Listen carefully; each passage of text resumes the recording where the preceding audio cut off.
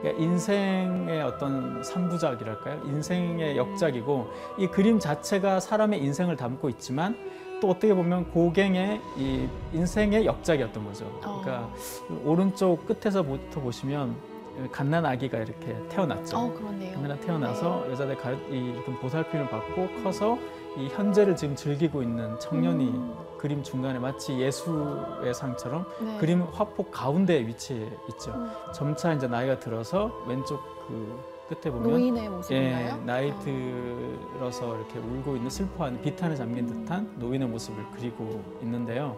그래서 우리는 어디서 와서 어디로 가는지 이렇게 전체적으로 마치 인생의 모습을 보여주고 있는 것 같죠. 이런 네. 종교의 모습이나 동물의 모습이나 여러 모습들이 삶과 죽음에 대한 모습을 전체적으로 다 껴안으면서 강한 원시성을 갖고 있으면서 이것을 고갱 특유의 강렬한 색채로 표현해냈기 때문에 사실은 이런 그림들은 아무런 설명 없이 아무것도 모르고 봐도 한번 보면 사실 눈을 떼기 어려울 만큼 강렬한 그림이죠. 네, 맞아요. 저도 작년에 전시회에서 이 그림을 본 적이 있는데 굉장히 강렬했거든요. 그 인상이. 오늘 다시 이렇게 또 보게 되네요. 그리고 네. 사는 게 원래 사는 게 힘들 때 이 삶의 본질을 좀 더 가까이 간다 이런 말이 있어요. 고갱이 굉장히 이때는 살기 정말 힘들었을 때거든요. 그래서 그림을 그려서 파리에 보내도 잘 안 팔리고 사람들이 자기를 잊고 있는 것 같고 계속 그런 어떤 것과 그리고 현실을 바꾸려고 해도 잘 안 바꿔지고 그런 어떤 좌절, 그리고 거기에다가 건강도 안 좋았어요. 건강도 네. 악화되고 제가 생각했을 때 가장 결정적인 사건은 비록 고갱이 자기의 부인과 떨어져 살면서 다른 여자와 함께 살았지만 네. 그런 면에서 윤리적으로 문제가 있다고 볼 수도 있지만 지금의 관점에서는 하지만 그래도 자기가 가장 사랑했던 5명의 자식 중에 가장 사랑했던 딸이 있어요. 네. 그 딸아이가 그때 죽었어요. 그래서 그런 사건들이 다 이렇게 총체적으로 일어나면서 고갱에게는 굉장히 어떤 가장 바닥의 어떤 시기를 보내지 않았을까. 그런 시기에 만든 작품인 거죠. 스스로도 자기 필생의 역작이다 이렇게 친구들한테 말할 정도였으니까 어떻게 보면 고갱 인생 전반이 이 그림 한 점에 다 녹아있다 이렇게 볼 수 있는 것 같아요. 참 이렇게 고갱처럼 꿈꾸는 유토피아로 가는 건 쉽지가 않은 일이잖아요. 하지만 누구나 다 상상을 할 수 있으니까 작가님이 생각하시는 어떤 꿈꾸는 유토피아 있다면 어떤 건가요?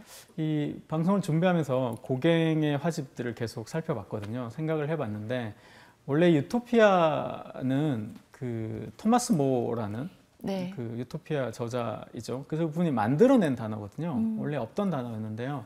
근데 유토피아에서 토피아라는 게 그리스어에서는 장소를 뜻해요.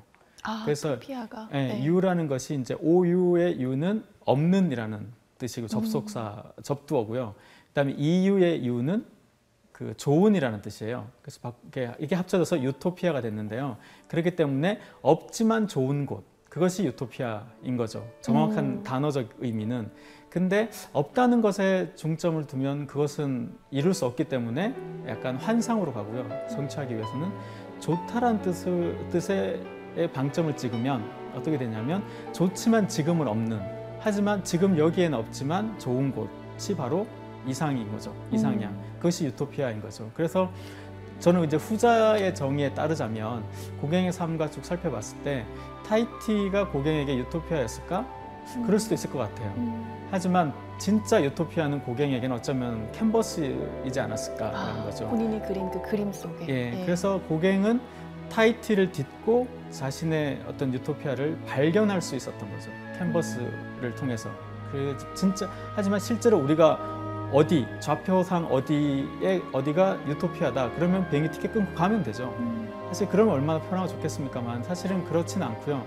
우리가 살아가고 있는 어떤 이 공간 어딘가는 우리가 살고 있는 이 현실은 어떻게 보면 누군가의 유토피아일 수도 있죠. 그렇죠. 예, 네. 그럴 수 있는데 제가 생각할 때는 이 유토피아라는 것이 결코 손에 잡히지는 않겠지만 다만 끝없이 우리를 쫓아가게 만드는 무지개 같은 그런 곳이 아닐까 싶어요. 근데 그렇기 때문에 우리가 좀 더 건강하고 강하게 요구하고 노력하면서 이제 추구하는 그런 어떤 공간으로 살펴보자면 고갱에게 있어서 타히티는 유토피아로 가는 징검다리였지 않았을까 싶어요.